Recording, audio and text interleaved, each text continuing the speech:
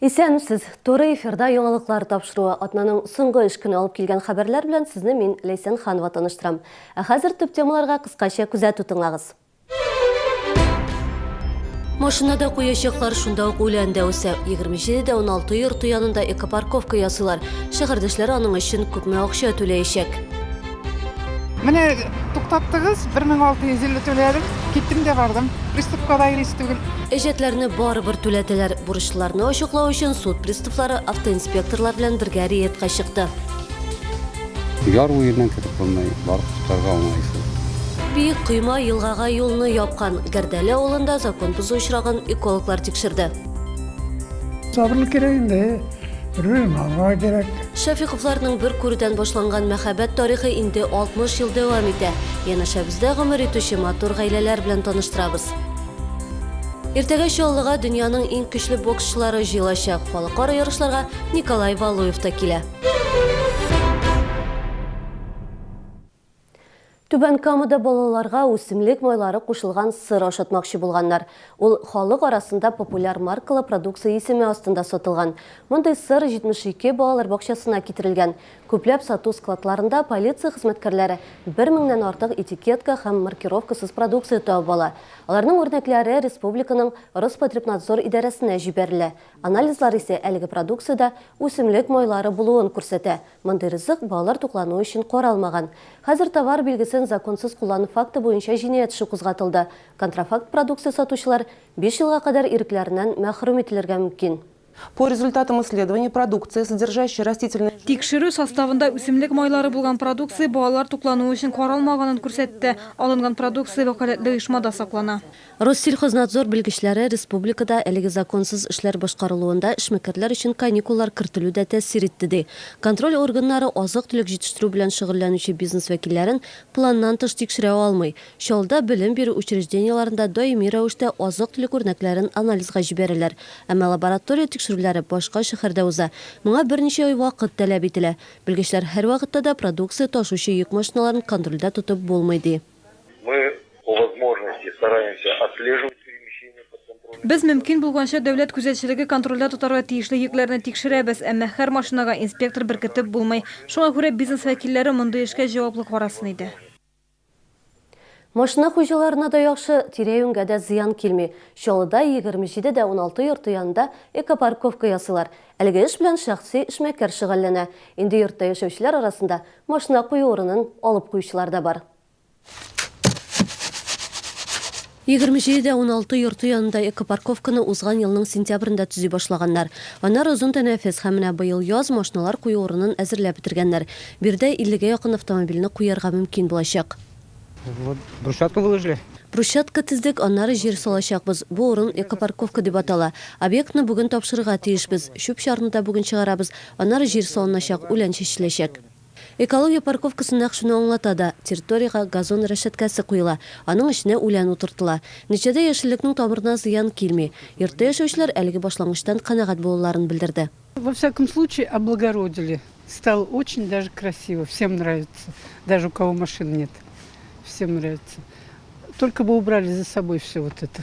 Раньше здесь машины стояли в грязи. Здесь был бардак, люди ставили машины как попало. Было некрасиво. На дорогах, на тротуарах стоят машины. Молодым мамам проходить невозможно ни по тротуару, ни по проезжей части. Повсюду, везде, по городу надо сделать экопарковки, а чтобы не было такого вот хаоса. Евдокия Тимкина яңа төр парковкадан беренчеләрдән булып урын алып куйган. Кулында бу хакта килешүе дә бар. 20 елдан артык шушы йортта яшибез. Хәзер машинаны кая куярбыз дип борчыласы юк ди ул. Урын өчен 50 мең сум акча түләгәннәр. Купили этот по договору все. Килешү буенча урынны сатып алдык. Озакламый паспортта бирәчәкләр. Хәзер үзебезнең машина кую урыны булачак. Аның өчен ай саен акча да түлисе юк. 27-дә 16 йорты янында парковканы шәхси эшмәкәр Давид Абрамишвили ясый. Бу шәһәрдәшләр ризалыгы белән эшләнгән эш диделәр безгә Челнострой ремонт идарә итү компаниясендә. Берничә җыелыш эш үткәрелгән. Йортта яшәүчеләрнең күбесе территориядә махсус машина кую урыны ясарга ризалык биргән. Коммуналчылар әйтүенчә, экопарковканы төзүне алга таба да дәвам итәчәкләр. Ләйсән Ханова, Ленар Султанов, яңалыклар. Әҗетләрне бары бер түләтәләр. Алимент һәм салым түләмәүчеләр, штрафлар һәм торак коммуналь хезмәт өчен бурыч җыючылар белән юл приставы көрәше. Бүген белгечләр бурычларны Муса Җәлил проспектында саклап торды. Суд приставлары һәм автоинспекторлар белән рейдка безнең иҗат төркеме чыкты. Шәһәрдәшебез өчен бүгенге иртә күңелсез яңалыктан башланды. Видео теркәү камерасы автомобиль номеры буенча аның бурычлары барлыгын ачыклады, әмма ир-ат моның белән килешми. Штрафы у меня не имеются. Я серьезно говорю, мне штрафы нет. А? Не просто так остановили. Я вам говорю, что у меня штрафы не имеются, не оплачены. Хорошо, сейчас инспектор. Давайте. Ир-ат инспекторлар законсыз эш итә дип уйлый, шуңа да ул әлеге хәлне телефонына төшерде. Почему вы отдали документ третьему лицу? Скажите, Они пожалуйста. проверяют своим Секундочку, вы имеете право отдавать? Имеем. Мы с ними работаем. Так, секундочку, вы не имеете права отдавать мои документы третьему лицу. Инспекторларның һәм суд приставларының эше законга каршы килми. Алар бердәм мәгълүмати база буенча карап, машина хуҗасының бурычлары барлыгын раслады. Ир-ат исә бу бурычлар турында белмидем дәди. Больше 2 лет назад у меня бухгалтер закрыл 2 ел элек мин шәхси эшмәкәр идем, оешманы яптым. Барлык документлар белән дә тәҗрибәле хисапчы шөгыльләнде. Бәлки берәр хата киткәндер. 1400 сум бурычым бар, моны белмидем. Әгәр административ штрафны вакытында түләмәсәң, суд аның күләмен 2 тапкыр арттыра ала, яки 15 тәүлеккә иректән мәхрүм итәргә мөмкиннәр. Әҗәтләре булганнарны чит илгә ял итәргә дә чыгармыйлар. Ә менә бу бурычлы ханым үзен туктаткан белгечләргә рәхмәт әйтте. Бу сирәк була торган хәл. Вакытында аны түләргә бит кайчан штраф снимать иткәннәрен белеп булмый. Аны следить итеп тә бетереп булмый. Башта бит нәрсә тормый бит инде. Минем өчен уңайлы. Менә туктаттыгыз, 1650 түләдем, киттем дә бардым. Приставка да ирис түгел. Мондый рейдлар даими рәвештә һәр чәршәмбе һәм җомга көнне узачак. Күзәтү камерасын кая куячаклар сер булып кала. Суд приставлары һәм инспекторлар бурычларны вакытында түләргә киңәш итә. Гүзәл Шихапова, Гүзәл Хабибуллина, Ленар Султанов, Яңалыклар. Гыз бистәсендә Муса Җәлил проспектын төзекләндерү дәвам итә. Юлның энергетик мәдәният сарайына кадәр булган өлешен яңарттылар инде. Бүген юлчылар студентлар тукталышы янында эшли. Юл ябык. Шәһәрдәшләргә автомобиль юлын урап узарга туры килә. Шәһәрдәшләр хәзер түземсезлек белән ремонт эшләренең төгәлләнүен көтә. Мондый начар юллардан күпме йөреп була инде, машина ватыла башлады. Иң мөһиме тәгәрмәчләргә генә зыян килмәсен. Юлчыларга эшләргә һава торышы гына комачауламасын. Барысы да әйбәт булырга тиеш дип уйлыйм. Быел чаллыга юлларны төзекләндерү өчен республика бюджетыннан 1 миллиард сум акча бүленде. Аның 600 миллион сумы Шулман проспектын төзекләндерүгә тотылачак. Бирдә яңа борылыш урыннары, светофорлар һәм тукталыш павильоннары барлыкка киләчәк. Әмнә Гәрдәле авылында яшәүчеләр күлгә якын килә алмый. Арада биек тимер койма. Экологлар әйтүенчә, шул рәвешле су кодексы законнарын бузучылар җитәрлек. Агымдагы елда 20 мондый очрак теркәлгән инде. Гәрдәле авылында ачыкланган закон бузу очрагы турында алдагы сюжетыбызда карагыз. Гәрдәле күлен балыкчылар ярата, Геннадий да бирегә еш килә. Әмма кармак салу өчен аңа яр буен урап узарга кирәк. Күлгә илтүче юлны койма каплап тора. Яр уеннан кертеп булмай, барып тотарга уңайсыз. Койма 1 ел элек куелган, ул табигатькә зыян салмый. Әмма бу Россия Федерациясенең су кодексының 6-нчы маддәсенә каршы килә. Әлеге закон буенча яр буе зонасы барлык кешеләр өчен дә уртак куллану урыны булырга тиеш. Сулыклардан файдаланырга һәркемнең дә хакы бар. Бу очракта исә уратып алынган участок Гәрдәле авылында яшәүчеләрнең күлгә килү мөмкинлеген чикли. В отношении собственника земельного участка. Жер участогы хуҗасына карата административ тикшерү башланды. Россия реестрыннан җавап көтәбез. Хәзер әлеге җирнең хуҗасы кем булуын ачыклыйбыз. Жер участогы хуҗасы койманы сүтәргә тиеш булачак, 6000 кадәр штраф та каралган. Койма кырган кеше закон кушканны үтәмәсә, эш судка тапшырылачак. Суга кагылышлы кодекс законнарын бузучылар еш очрый ди экологлар. Кемдер яр буйлап койма тергезә, кемдер су янында ук балыкчы йорты сала. Быел монда 20 очрак ачыкланды. Айгөл Юнусова, Ксения Антонова, Яңалыклар. Сабырлык кирәк инде. Рөлманга кирәк. Шәфиковларның бер күрүдән башланган мәхәббәт тарихы инде 60 ел дәвам итә. Янәшәбездә гомер итүче матур гаиләләр белән таныштырабыз. Иртәгә чаллыга дөньяның иң көчле боксчылары җыелачак. Халыкара ярышларга Николай Валуев та килә. Эй, кызуда ушактагы кебек. Кемгә хәзер җиңел? Гадәттә сарделькалар сөйләшми, эссында барысы да мөмкин. 1 килограмм Стародворский сарделькасы 172 сум 90 тиен. 10 майдан 23-не кадәр генә. Впервые в Казани состоится долгожданное выступление самого известного мотивационного спикера Ника Вуйчича. 30 мая. Татнефть-арена. Прикоснись к живой легенде. Билеты на официальном сайте lifejumping.ru. Магазины цветов и подарков «Веранда». Всегда свежесрезанные цветы, комнатные растения, а также игрушки, подарки и сувениры. Оформление свадеб, декор любой сложности, доставка цветов и подарков. Работаем круглосуточно. Остановка «Центр», дом 4301 и остановка «Пединститут».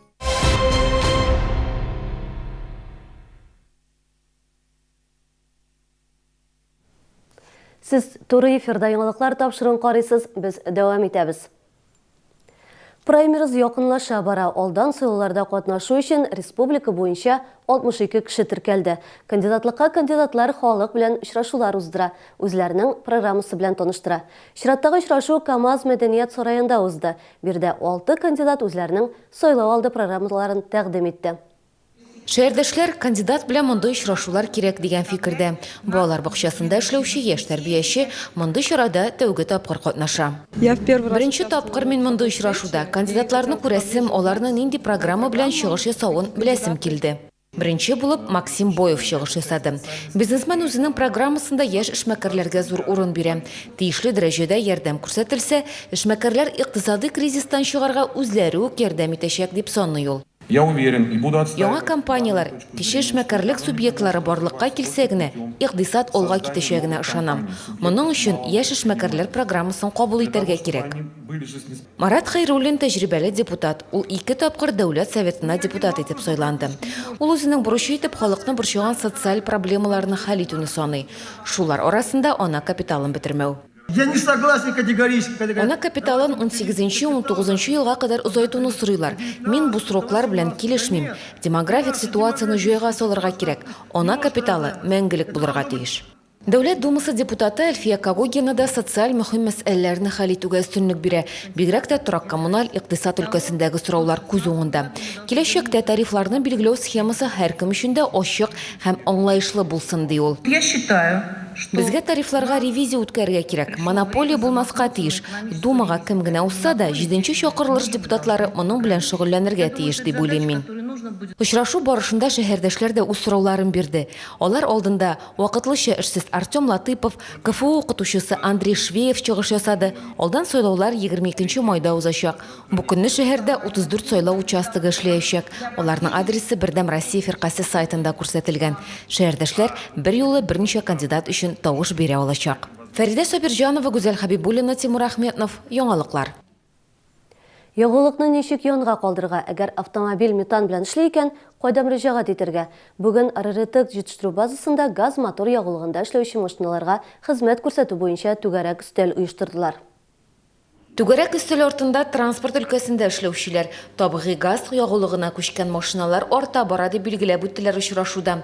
Автомобильне җиһазлау өчен республикадан субсидия бирү турындагы Татарстан министрлар кабинеты карары да тормышка ашырылыр дип көтелә. Моннан тыш Россия хөкүмәтеннән дә ташламалар каралган. Применение газомоторной техники. Газ-мотор техникасын сатып алу Россия хөкүмәте тарафыннан хуплана. Мисал өчен махсус программа каралган. Аның нигезендә федераль бюджеттан субсидия бүлеп бирелә. Газ-мотор ягулыгы исәбенә 50 000 километр үткән сайын 118 000 сум янга кала. Метанның бер куб бәясе 11 сум 50 тиен. Моннан тыш автомобиль базарында КамАЗ шассиендагы газ-мотор техникасының 90 модели тәкъдим ителә. Есть программа по переводу. Табигый газга күчү буенча махсус программа бар, әмма инде метанда эшләүче машиналар да бар. Алар турында да онытмаска кирәк. Паркны метанга күчереп 45%-ка кадәр экономияләргә мөмкин. Паркны табигый газ ягулыгына күчерү акча ягыннан гына түгел, экологик яктан да отышлы һәм куркынычсыз дип белгечләр. Моннан тыш, табигый газга күчкән очракта 1000 куб метр метанга ягулык картасы алу мөмкинлеге бар. Фәридә Сабирҗанова, Елена Камалова, Тимур Әхметов, яңалыклар. Транспорт оешмалары вәкилләренең әлеге очрашуы автопоезд йөртүчеләр бәйгесе кысаларында үтте. Бәйге иртәгә булачак. Ул Мәрк кубогына уза. Атказанган спорт мастеры КамАЗ мастер спортчысы Илгизәр Мәрдиев истәлегенә багышлана. Шул сәбәпле иртәнге 9-дан кичке 5-кә кадәр бәйге үтәчәк юл участогы ябыла. Хәсән Туфаннан алып Чулман проспектына кадәрге участок машиналар өчен ябык булачак. Инспекторлар машина йөртүчеләргә уңайлы маршрутларны сайларга киңәш итә. 15 майда бөтен дөньяда халыкара гаилә көне билгеләп үтеләчәк. Әлеге дата 1993 елда Генераль Ассамблея тарафыннан билгеләнде. Максаты гади, гаиләнең никадәр мөһим булуын тагын бер кат ассызыклау, кризислы хәлләрдән чыгу юлларын бергәләп эзләү. Ни кызганыч, соңгы елларда таркалган парлар саны арта бара. Әйтик, Чаллыда быел 781 гаилә корылса, 728 пар аерылышкан. Узган ел исә бу чорда 1000-гә якын яңа гаилә барлыкка килгән булган. 660-ы таркалган. Бәхеткә арабызда озын-озак еллар иңгә куеп, башкаларга да үрнәк булып яшәүче матур парларда шактый. Алдагы сюжетыбызда без сезне аларның берсе 60 еллык гаилә стажына ия Нәсимә һәм Рифкат Шафиковлар белән таныштырабыз. Нәсимә апа һәм Рифкат абый икесе дә вак таныш төбәгеннән мәхәббәт тарихлары моннан 60 ел элек башлана. Сабан туе көнне кавышалар. Ул вакытта Нәсимә апа әле 18 яңа тулган кыз, ә Рифкат абый акыл утырткан 25 яшьлек егет була. Ул көннәр хәтердә, бик уңайлыгына Сабан туе җырында ул бит Сарапулда яшәйдер. Сарапулдан кунакка кайтты да, менә шунда мине күргәч китми калды. Алып калдым деген. Акыллы кыз күренде инде. Шулай багаш. Миңа өйләрне вакыт җиткән иде дигәндәй. Шул көнне Сабан туйдан аларга кайттык, берни дә белмәдем. Алар әтәләре, инәләре белән бергәләп сөйләшкәннәр дә, әйдә алып кына калайык бу баланы үтебезгә дип, бабай үтә дә шаткандыр инде. Мин авылга бихәтәр кайтасым киләдер. Мин Сарапулда бер генә ел эшләдем. Паспорт алганнан соң бер ел эшләдем дә аңа тормышка да чыктым. Ятиммен кызым. Минем тормышым бик катмарлы. Әтисе Себергә сөрелгән була Нәсимә апаның, аннары Финляндия. Сугыш вакытында гына алар туган якларына кайта ала. Рифкат абый гаиләсе ул чор өчен исә шактый хәлле була. Тырыш нәсел кызны бик тиз үз итә. Бүген алар һәр көнгә шөкер итеп, якыннары җылысын тоеп яшиләр. Төпчек уллары Илдар гаиләсе белән бергә гомер кичерәләр. Һәр вакытта үрнәк булдылар, 4 бала үстерделәр. Мин иң төпчеге бүгенге көндә менә бергә матур итеп яшибез без. Һәр вакытта бер-берсен хөрмәт итеп яшәйләр, бер-берсен тыңлый беләләр. Менә шул яклары белән әлбәттә безне үрнәк алар һәр вакытта. Нәсимә апа белән Рифкат абыйның тату гаилә сере бик гади. Көне хезмәт эшендә эшләсә көндә, үзенең пешән чабасымы, утын кисәсеме шулай вакыт табылмагандыр инде, алай талашалар. Йөргә дигәндә эштә булдык, алай тату булды инде. Сабырлык кирәк инде. Бер-берен аңларга кирәк, юл куярга кирәк. Уңышсызлыклар килеп чыкса да, тормышта, конечно, төрлечә була инде. Алып мактарлык булмаса да, салып таптарлык та булмады. Аллага шөкер. Бер-берегә терәк булып, кирәк булып. Аның җылысын тиеп мин яшәдем, балалар үстердек. 4 балабыз бар, үтебездән туганы. 8 оныгыбыз бар, 4 оныкчыгыбыз бар. Киленнәребез дә әлхәмдүлилләһ шөкер. 15 май гаилә көне Шафиковлар өчен аеруча истәлекле. Гаилә башлыгына 85 яшь тула. 60 ел иңне-иңгә куеп яшәүче күпләребез өчен үрнәк пар бәйрәмне якыннары янәшәсендә билгеләп үтәчәк. Лесенханова, Ленар Султанов, яңалыклар. Иртәгә Чаллы республика күләм урман утырту көненә кушыла. Шәһәр башкарма комитеты, идарә итү компанияләре, оешма хезмәткәрләре Тукай яр буенда агачлар утыртачак. 15 майда исә яшь парлар ЗАГС янына киләчәк. Бирдә гаилә аллеясы булдырыла. Шулай ук шәһәрдә сирень, ясмин, гөлҗимеш куаклары, чәчәкләрдә утыртылачак. Урман утырту көнне һәркем үзеннән өлеш кертә ала. Танылган велоспортчы Илнур Зәкәрин ЖРД Италия мәртәбәле ярышында 6-нчы этапта 3-нче урынны яулады. Егет тумышы белән Чаллыдан. Ул ярышлар җиңүчесе булган Бельгия спортчысыннан нибары 1 минут 19 секундка калышты. Чаллы кызы Лилия Низамова исә синхрон йөзү буенча Россия җыелма командасы составында җиңү яулады. Команда Европа чемпионатында комбинация чыгышында иң яхшы нәтиҗә күрсәтте. Украинадан булган көндәшләреннән 3 балга өстенрәк. Нәтиҗәдә Россия командасы 1-нче, Украинаныкы 2-нче, ә Италия 3-нче урында.